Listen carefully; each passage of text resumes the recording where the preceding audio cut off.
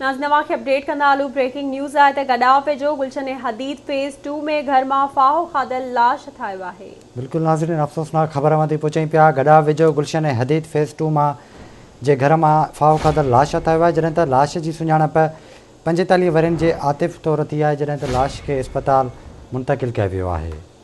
तव्हांखे अपडेट कंदा हलूं। अहम ख़बर आहे त गॾाव में गुलशन हदीद फेज़ 2 मां घर मां फाहो खाधल लाश ठाहियो आहे। लाश जी सुञाणप 45 वरनि जे आतिफ़ तौरु थी आहे। लाश जिना इस्पताल मुंतक़िल कयो वियो आहे।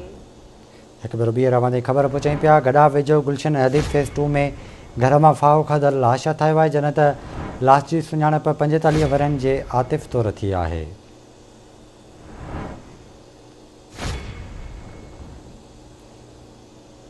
ब्रेकिंग न्यूज़ है, अवांखे अपडेट कंदा हलूं। गॾाव में गुलशन हदीद फेज़ 2 में घर मां फाहो खाधल लाश ठाहियो आहे। लाश जी सुञाणप 45 वरनि जे आतिफ़ तौरु थी आहे, जॾहिं त लाश खे जिना इस्पताल मुंतक़िल कयो वियो आहे।